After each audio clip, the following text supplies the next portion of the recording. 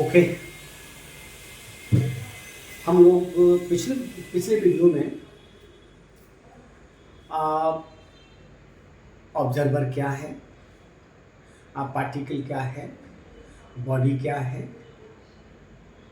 Reference frame क्या है, ये सभी बातों को हम लोगों ने डिस्कस किया था। फिर पोजीशन वेक्टर भी हम लोगों ने कहा था कि पोजीशन वेक्टर क्या है ना। ये सभी बातों को हम लोगों ने डिस्कस किया था। आगे उसी टॉपिक को हम लोग पढ़ा रहे हैं और टॉपिक वही है काइनेमेटिक्स का, motion in a straight line. Motion in a straight line जो 11 का ही टॉपिक है फिजिक्स का, motion in a straight line. यहाँ पर एक शब्द है रेस्ट, यहाँ पर एक शब्द है रेस्ट। अक्सर आप देखते हो कि कहते हैं कि बड़ी किस्में है रेस्ट में वो व्यक्ति रुका हुआ है, वो ट्रेन रुकी हुई है, इस तरह से हम लोग कहा करते हैं। तो यहाँ पर अगर फिजिक्स में देखा जाए तो अगर रेस्ट को हम डिफाइन करते हैं तो किसी न किसी फ्रेम में हम लोग इसको डिफाइन करते हैं, ठीक है ना। जैसे कि अगर हमने कहा कि कोई पोजीशन वेक्टर है R और इस रेफरेंस फ्रेम में है, अगर इस रेफरेंस फ्रेम में पोजीशन वेक्टर नहीं चेंज करता है तो पार्टिकल को हम लोग इसमें किस में कह देंगे, रेस्ट में कह देंगे, ठीक है ना। यही बात मैंने यहाँ पर लिखी है कि position vector of a particle in a given reference frame remains unchanged, then particle is said to be at rest in that reference frame. उस reference frame में हम लोग क्या कहेंगे, रेस्ट में कहेंगे। जैसे कि अगर हम इसको अगर पोजीशन वेक्टर मानते हैं किसी दिए हुए रेफरेंस फ्रेम, जैसा कि फिगर आप देख रहे हो, तो अगर हम इसको डिफ्रेंशिएट करते हैं तो dr/dt किसके बराबर हो जाएगा, 0 के बराबर हो जाएगा। किसी भी कांस्टेंट क्वांटिटी का डिफरेंशिएशन 0 है। ओके, इसका मतलब है कि पार्टिकल किस में है, रेस्ट में है। ये फॉर रेस्ट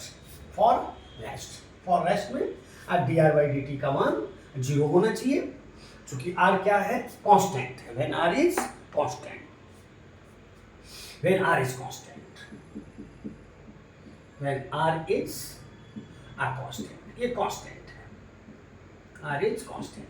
और इस प्रकार की रेस्ट को हम परमानेंट रेस्ट कहते हैं। इस प्रकार की रेस्ट को हम परमानेंट रेस्ट कहते हैं। Such rest is called a permanent rest. Okay, तो फिर एक बार कहूं कि अगर किसी फ्रेम ऑफ रेफरेंस में अगर किसी पार्टिकल का पोजीशन वेक्टर नहीं चेंज करता है तो उस पार्टिकल को हम उस रेफरेंस फ्रेम में क्या कहेंगे, रेस्ट में कहेंगे। ओके, जैसे कि पार्टिकल इस रेफरेंस फ्रेम में किसमें है, रेस्ट में है, तो हटाते हैं। ओके, और अगर यही बात इस तरह की हो जाए, जैसे मैं आपसे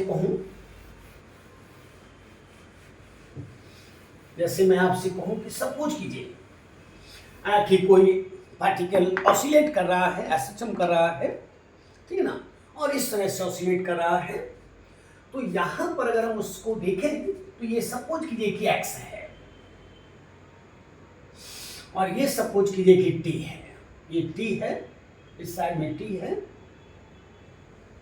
और इस साइड में x है। ओके, इस साइड में x है।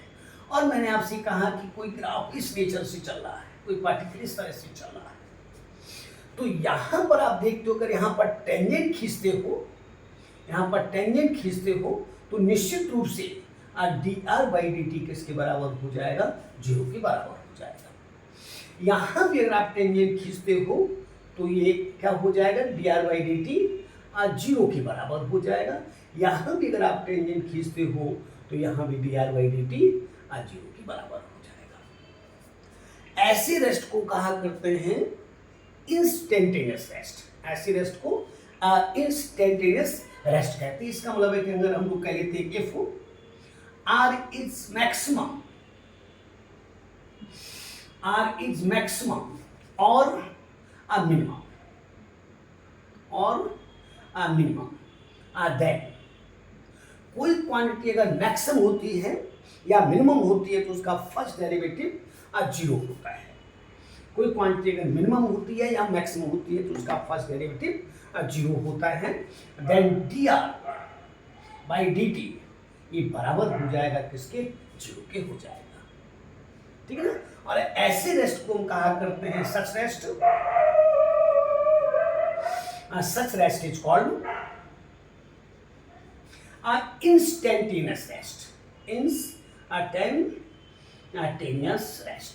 ऐसे रेस्ट को हम लोग इंस्टेंटेनियस रेस्ट कहेंगे, तो उसको क्षणिक आप विराम कह सकते हो, इंस्टेंटेनियस रेस्ट कहेंगे।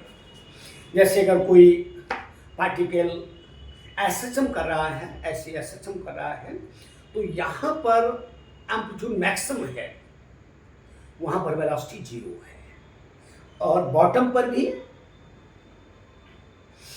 वहाँ वेलोसिटी 0 है, तो वहाँ पर पार्टिकल किसमें है, रेस्ट में है। ऐसी रेस्ट को हम लोग क्या कहेंगे, इंस्टेंटेनियस रेस्ट कहेंगे। ओके, तो कहीं कुछ नहीं है। अगर किसी पार्टिकल का पोजीशन वेक्टर अगर चेंज करता है, जैसे यहाँ से लेकर यहाँ तक ये चेंज हो रहा है, इसमें हम पार्टिकल को किस में कहेंगे, मोशन में कहेंगे। तो फिर एक बार देख लीजिए, अगर आर मैक्सिमम हो या मिनिमम हो, मैक्सिमम हो या मिनिमम, तो इस केस में जो फर्स्ट डेरिवेटिव है वो 0 होता है, और ऐसी रेस्ट को हम लोग कहा करते हैं इंस्टेंटेनियस रेस्ट कहा करते हैं, पार्टिकल क्षणिक रेस्ट में है। ओके, सेकंड अगर मैंने कहा motion, motion motion motion okay, गति, मोशन, जिसको हिंदी में आप गति कहते हैं, गति। तो फिर वही आप कह लीजिए कि if position vector, position vector, position vector of a particle, of A particle, a position of vector of a particle changes in a given reference frame, given a reference frame, given reference of frame, then a particle is said to be in motion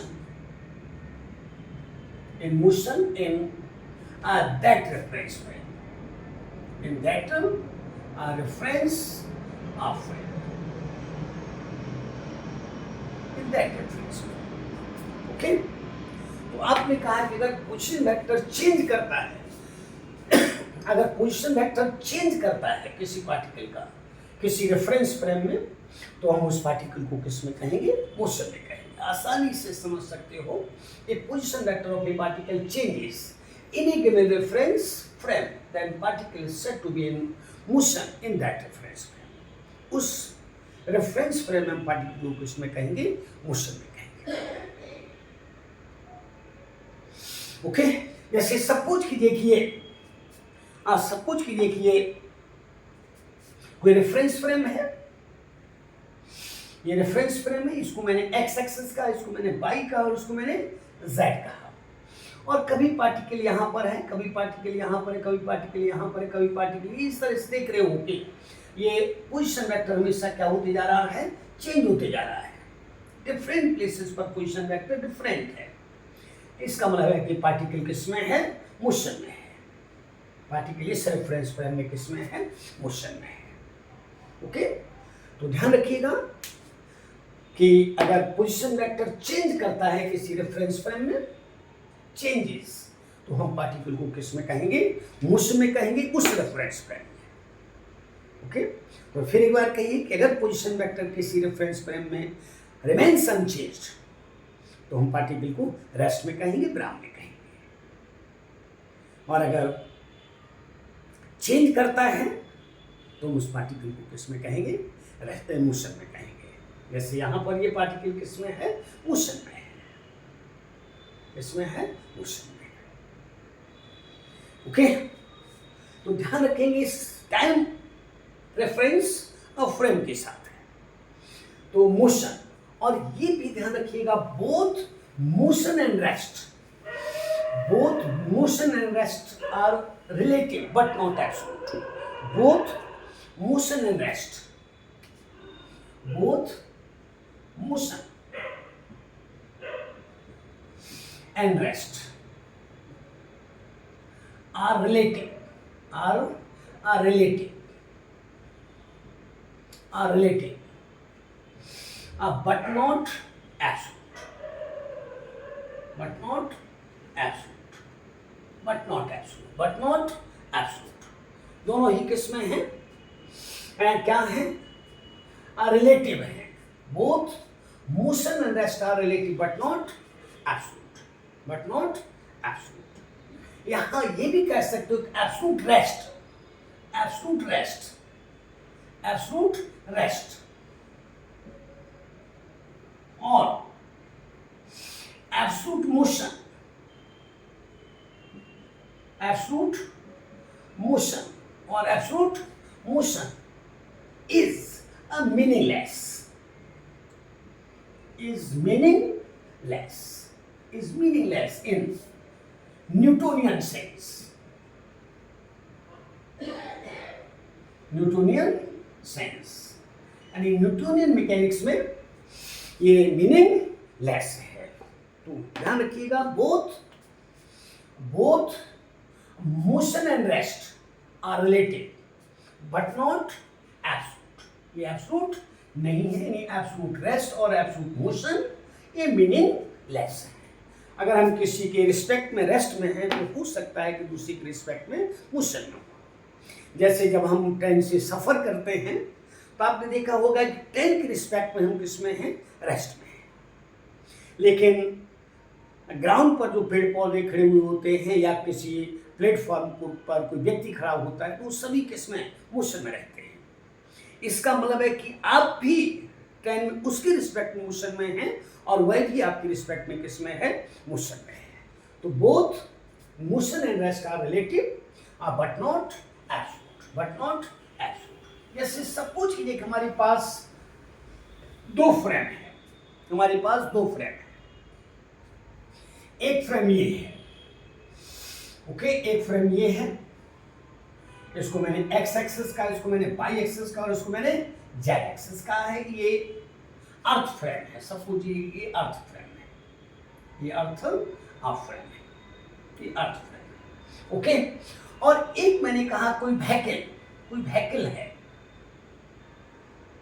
कोई vehicle है, ये vehicle है, ये vehicle है और ये जा रहा है, किसी वेलोसिटी से जा रहा है, ओके, किसी वेलोसिटी से जा रहा है. अब अगर हम यहाँ पर भी ये रेफरेंस फ्रेम है, व्हीकल फ्रेम है, एक्स डैश, वाई डैश और जेड डैश, ओके. ये व्हीकल फ्रेम है, ये व्हीकल फ्रेम है जो कि मोशन में है और ये अर्थ फ्रेम में है जो कि रेस्ट में है. अर्थ फ्रेम को हम लोग इसमें कह रहे हैं रेस्ट में. अब यहाँ पर ध्यान दीजिएगा, ये ओ डैश है. यहाँ पर सपोज कीजिए कि कोई ऑब्जेक्ट है या कोई बल्ब है, यहाँ पर कोई बल्ब लगा हुआ है, बल्ब, ये बल्ब लगा हुआ है यहाँ पर, 10 का मान लेते हैं. और जो ऑब्जर्वर ऊपर है, अगर इसके रिस्पेक्ट में इसका पोजीशन वेक्टर खींचते हैं तो ये हो जाएगा, ये पोजीशन वेक्टर हो जाएगा किसका? आप बल्ब का. किसके रिस्पेक्ट में?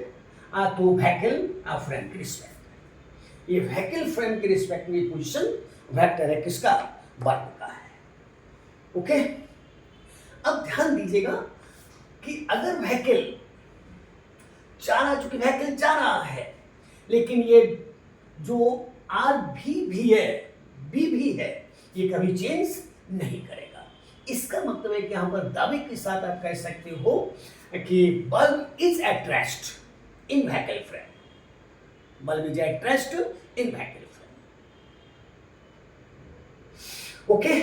और अगर हम इसके बारे में सोचें, इसके बारे में सोचें तो यहाँ पर सब कुछ चीजें किसका पोजीशन वेक्टर यहाँ से खींचेंगे, यहाँ से खींचेंगे, ये पोजीशन वेक्टर है आर. यानी किसका है? अब बल्ब का है, किसकी रिस्पेक्ट में है? ये अर्थ फ्रेम की रिस्पेक्ट, जिसको मैंने ई लिख दिया है. अब सपोज कीजिए कि ये जो व्हीकल है वो यहाँ पर आ गया है, ये बल्ब यहाँ पर आ गया है, ये बल्ब यहाँ पर आ चुका है, ठीक है, यहाँ पर आ चुका है. तो देखिएगा ये पूरा का पूरा गाड़ी मोशन में है व्हीकल मोशन में है, लेकिन ये नहीं चेंज किया है, लेकिन ये क्या कर गया है, चेंज कर गया है, ये चेंज कर गया है, आर डैश अब बी ई चेंज कर गया है।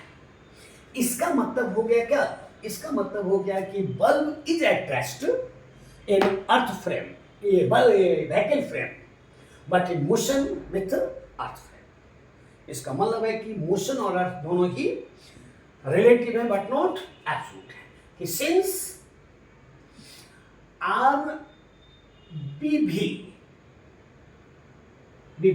that is a position vector of a bulb with respect to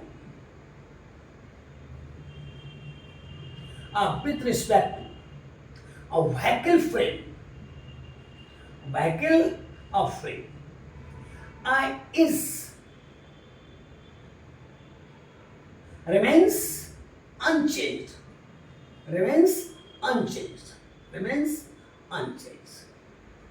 Hence, a bulb is at rest.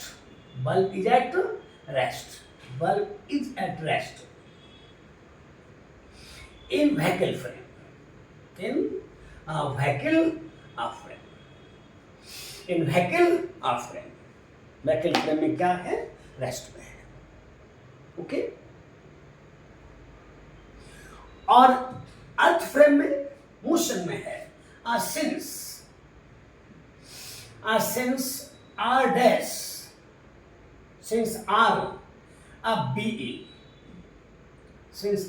be, that is a position vector of bulb,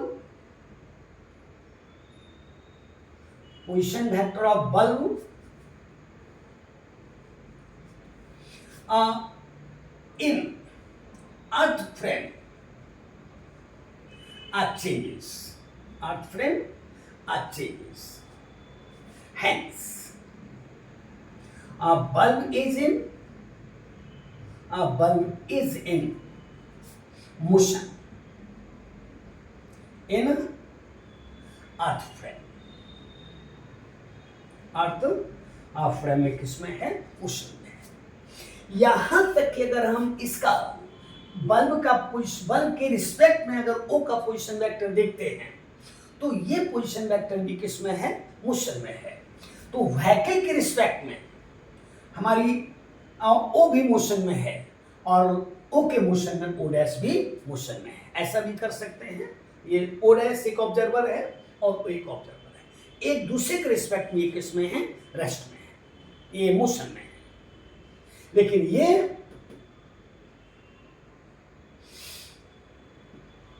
bulb जो है vehicle frame में किसमें है, rest में है, ठीक है ना।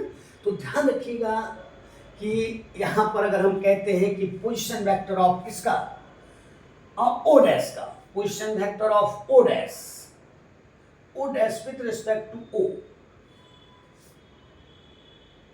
ये भी चेंज हो रहा है, और and position vector of O with respect to O dash, ये दोनों चेंज हो रहे हैं। इसका मतलब है कि व्हीकल फ्रेम में ओ भी मोशन में है और ओ के रिस्पेक्ट में ओ डैश भी मोशन में है, दोनों मोशन में। जैसे आप कभी पटना से अगर दिल्ली जा रहे होते हो तो आप देखते हैं कि जो दिल्ली आपकी ट्रेन जा रही होती है, लेकिन ग्राउंड पर खड़े हुए पेड़ पौधे या कोई प्लेटफॉर्म पर कोई व्यक्ति खड़ा हुआ है, तो हमेशा पटना की ओर वो भागता हुआ महसूस होता है।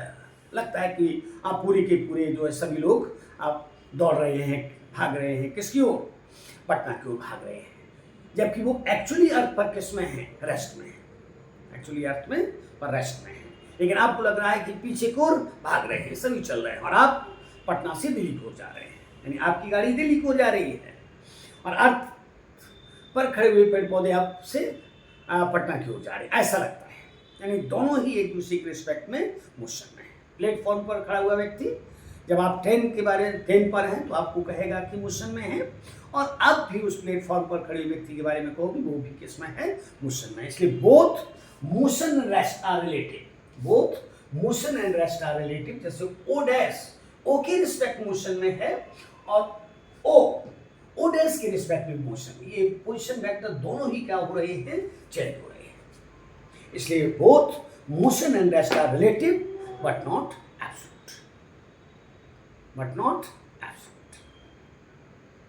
ओके, यानी एब्सोल्यूट रेस्ट और एब्सोल्यूट मोशन को कहना संभव नहीं, क्योंकि किसी न किसी के रिस्पेक्ट में हम लोग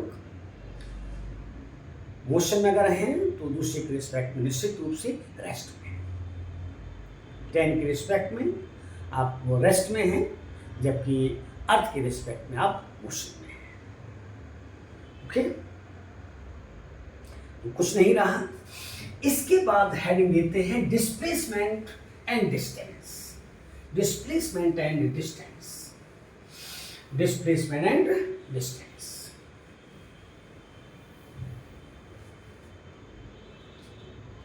Displacement and distance.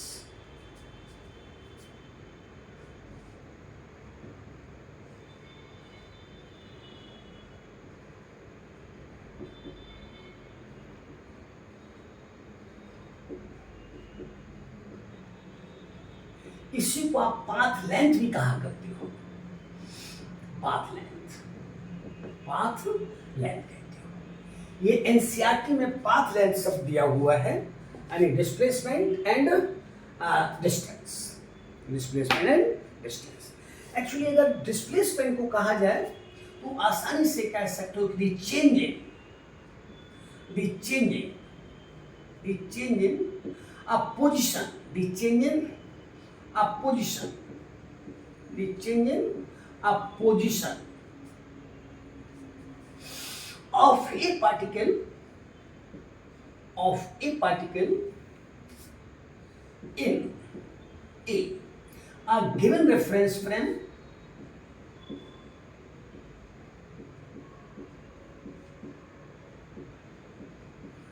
is called a displacement of the particle, is called a displacement of the particle।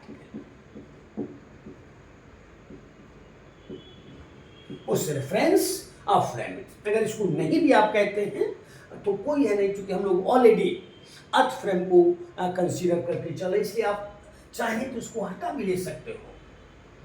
The change in position of a particle is called a displacement, is called displacement. इसको क्या कहेंगे हम, displacement कहेंगे, ठीक है ना। It depends only on the, it depends only on the, okay, it depends only on the initial and final positions but does not depend upon path followed। जैसे suppose कीजिए कि कोई पार्टिकल यहाँ पर है और यहाँ पर आ चुका है, this is initial position and this is final position. तो अगर यहाँ से हम एक वेक्टर खींच देते हैं ऐसा, इसी को हम लोग कहेंगे क्या, डिस्प्लेसमेंट कहेंगे। इसी को पाथ लेंथ कुछ भी हो सकता है, पाथ कुछ भी हो सकता है, पाथ जो है इस प्रकार का हो सकता है, इस प्रकार का हो सकता है, ये ऐसा हो सकता है, ये पाथ है, ये एक्चुअल पाथ है, ये एक्चुअल पाथ है, ये एक्चुअल पाथ है। ओके, और पार्टिकल कहाँ से चला है, इनिशियल आई से चला और फाइनल, तो आई से एफ तक जो हम वेक्टर खींचेंगे उसी वेक्टर को क्या कहेंगे, डिस्प्लेसमेंट कहेंगे। डिस्प्लेसमेंट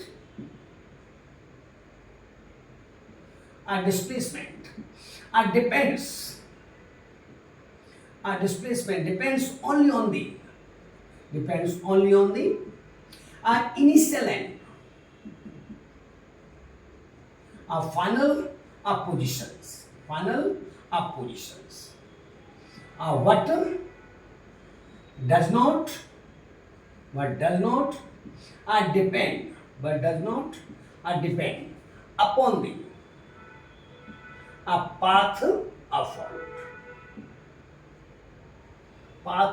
followed, ध्यान दीजिएगा, पाथ फॉलोड। आपने क्या कहा है कि the change in position of ए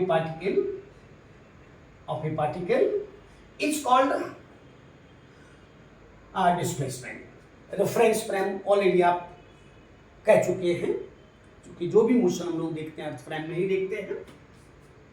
तो the change in position of a particle is called its displacement, is called its displacement. यानी पार्टिकल का डिस्प्लेसमेंट कहेंगे।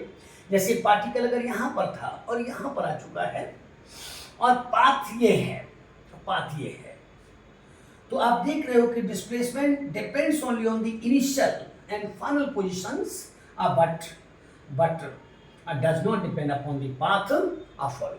पाथ के ऊपर डिपेंडेंट नहीं है। ओके, लेकिन अगर कोई डिस्टेंस के बारे में कहे, इसको मैं हटा दे रहा हूं, अगर कोई डिस्टेंस के बारे में कहे तो the total length of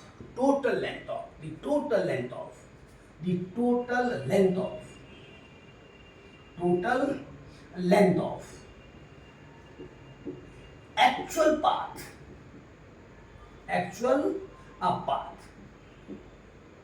are followed by the particle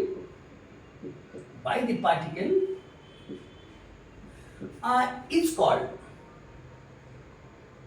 a path length or a distance covered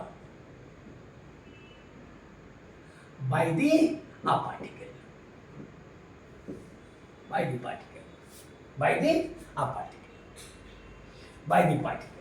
okay, यानी डिस्प्लेसमेंट की में आपने कहा कि ओनली इनिशियल और फाइनल पोजीशंस, लेकिन यहां पर कह सकते हो कि distance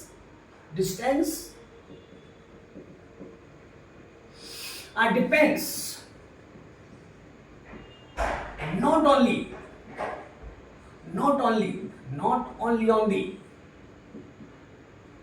only on the initial and final positions,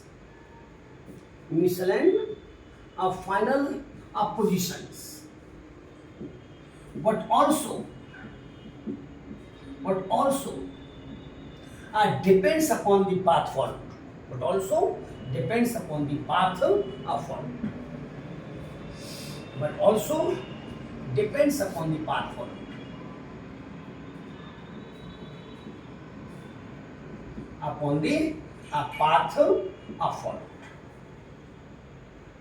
ध्यान दीजिएगा, बिल्कुल इजी है, कहीं कुछ है नहीं, आसानी से समझ सकते हो। The total length of actual path, ये एक्चुअल पाथ है, इसकी टोटल लंबाई हम देख लेंगे। Total path, total length of actual path followed by the particle is called path length, और इसी को कहेंगे a distance covered by the particle. Distance depends not only on the initial and final positions, but also depends upon a path followed. Okay, path followed. अब जैसे आपसे कोई कह दे, ये ध्यान रखिएगा कि डिस्प्लेसमेंट वेक्टर है और डिस्टेंस स्केलर है। जैसे कि मैंने आपसे कहा कि ये ईस्ट है, ओके, ये ईस्ट है और ये नॉर्थ है, इसको मैंने नॉर्थ कह दिया है, ठीक ना। और कोई पार्टिकल, एक पार्टिकल यहां से चला है, यहां से, और यहां पर आया है, ओके, ये इनिशियल है, इस तरह से आया है, ऐसे आ गया, यहां पर आ गया, ठीक ना, एफ पर आ गया, और ये 7 मीटर है, ये भी 7 मीटर है, ओके, ये पार्टिकल ए है। और दूसरा पार्टिकल ये सेमी सर्कल है, ऐसे सेमी सर्कल है, ऐसे यहां पर आ गया। ये रेडियस 7 मीटर है, ऐसे चल रहा है, पार्टिकल बी चल रहा है, और एक पार्टिकल इस तरह से चला, ऐसे चला, यहां आया, फिर यहां से यहां आ गया, ऐसे चला, ऐसे चला, ऐसे आ गया। ये 7 मीटर है, ये 14 मीटर है, और यहां आ चुका है। इसको मैंने ए कहा है, इसको मैंने बी, और इसको मैंने सी कहा है, ओके, इसको मैंने सी कहा है, ओके। 3 आपने पार्टिकल लिए हैं, तो ध्यान दीजिएगा, अगर हम डिस्प्लेसमेंट की बात करते हैं तो चूंकि पार्टिकल ईस्ट में है, इसका मतलब डिस्प्लेसमेंट ऑफ पार्टिकल ए और displacement of particle B and displacement of particle C, ये तीनों ही बराबर हैं। और बराबर किसके हैं? 14 metre are due east, 14 metre due east, 14 metre are due east. 14 चूंकि इनिशियल और फाइनल पोजीशंस तीनों के लिए क्या है? समान है, बराबर है। ओके, लेकिन यही अगर कोई कह दे कि distance covered by the particle A, a distance covered by the particle A, ये बराबर हो जाएगा 40 metre. a distance covered by the particle B, ये बराबर सेमी सर्कल है, तो पाई आर होता है परिधि सेमी सर्कल की, यानी हाफ सर्कल की, तो पाई इज 22/7 और आर इज 7 मीटर, जो कि बराबर हो जाएगा 22 मीटर। यानी बी ने 22 मीटर चला है और distance covered by the particle C, particle C, ये बराबर हो जाएगा, ध्यान दीजिएगा, 7 चला, 14 चला, 7 चला, तो 7 दूनी 14, 28, 28 मीटर, 28 मीटर। तो फिर आसानी से आप कह सकते हो कि displacement depends only on the initial and final positions, but distance depends not only on the initial and final positions but also depends upon path follow. ये एक्चुअल पाथ, ये एक्चुअल पाथ, ये एक्चुअल पाथ है, ये actual path ए का, ये actual path B का है और एक्चुअल पाथ सी का है। इसका मतलब है ये निश्चित रूप से कह सकते हो ये जो डिस्टेंस है ये बराबर हो सकती है, अब बड़ी हो सकती है, किससे? डिस्प्लेसमेंट के मोड से, डिस्प्लेसमेंट के मोड से, ठीक है ना? तो कहीं कुछ नहीं है, आसानी से आप कह सकते हो। अगर कोई कहना चाहे कि डिस्प्लेसमेंट क्या है, तो डिस्प्लेसमेंट वेक्टर है। Displacement is a vector physical quantity. Displacement is a vector physical quantity, vector physical quantity. Okay, it can be negative, it can be negative, zero and positive,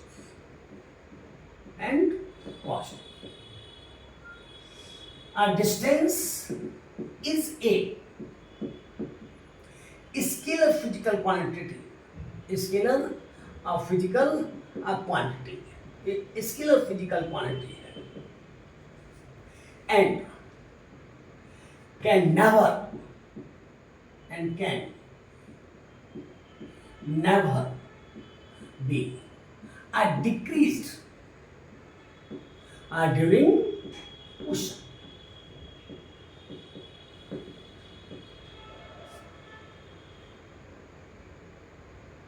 कभी घट नहीं सकती है और ना ही निगेटिव हो सकती है। Distance can never be negative, distance negative भी नहीं हो सकती है। जैसे अगर मैंने आपसे कह दिया कि भाई बताइए कि ये क्या है, जैसे मैंने आपसे कहा कि ये डिस्टेंस है और ये टाइम है, ये डिस्टेंस इस साइड में, और इस प्रकार का अगर प्लॉट किया है, ये ध्यान रखिएगा ये संभव है ही नहीं कि डिस्टेंस घट नहीं सकती है और ना ही डिस्टेंस नेगेटिव हो सकती है।